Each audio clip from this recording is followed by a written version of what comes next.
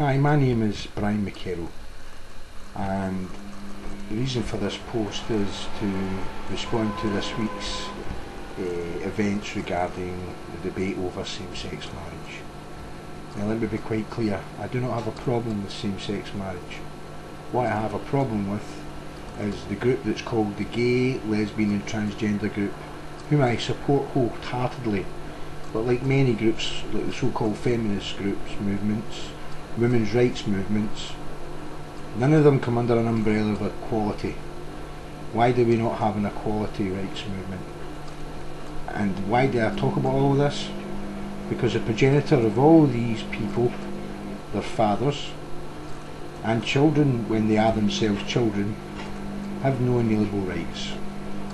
I think it's an absolute disgrace the government is once again putting out a PR distraction exercise by discussing this whilst credible argument, putting this on the agenda whilst the government have legislated in 2006, reformed the family law to only a slight extent, but to such a lack of extent that they continue to flout the statutory law of compliance. It's this same statutory law that are compelled the government to recognise same-sex couples insofar as affording them a partnership rights, which affords them all the legal status of a marriage of a couple who are not the same sex. But what's more hypocritical and offensive to me is that none of these groups, which I have contacted many times to make them aware of the issue, that the legislation does not, the same legislation compliance rules of convention rights and community law, which protect them and give them extra legislative rights above and beyond what is required, I would state, has not recognised that they are flouting the laws regarding compliance with convention rights and community law with respect to family law rights, i.e.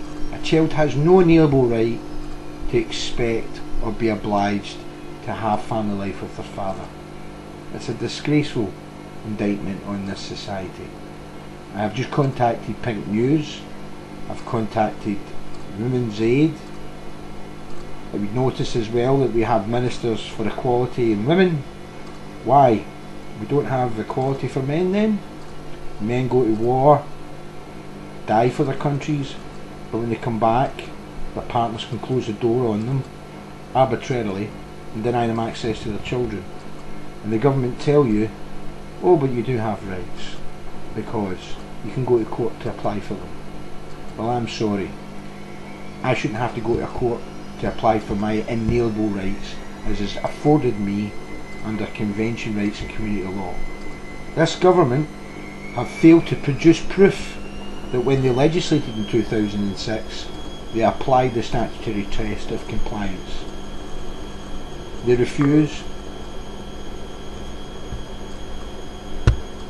They refuse because they cannot demonstrate it. So how did they pass 2006 family law when this legislative statutory instrument had to be met with? They didn't. In other words, they lied.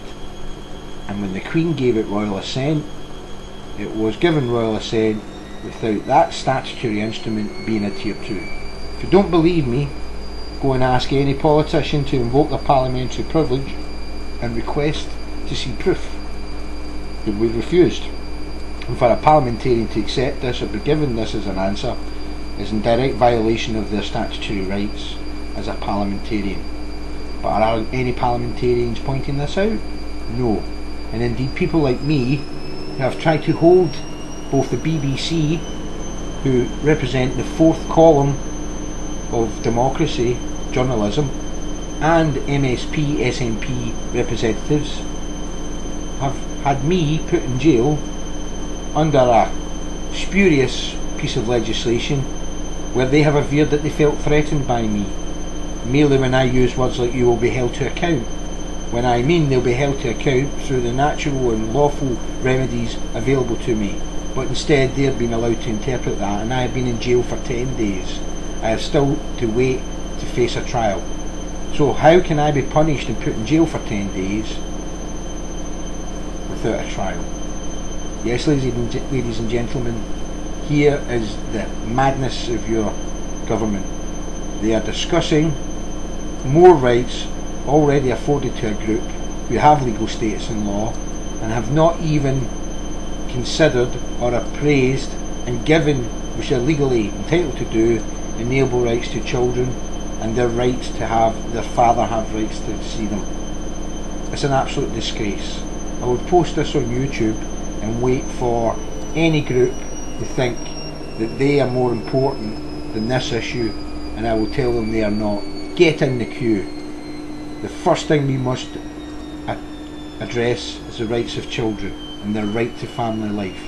If we don't do that, everything else is an absolute hypocrisy. I hope you understand where we're coming from. It's a disgrace. Thank you.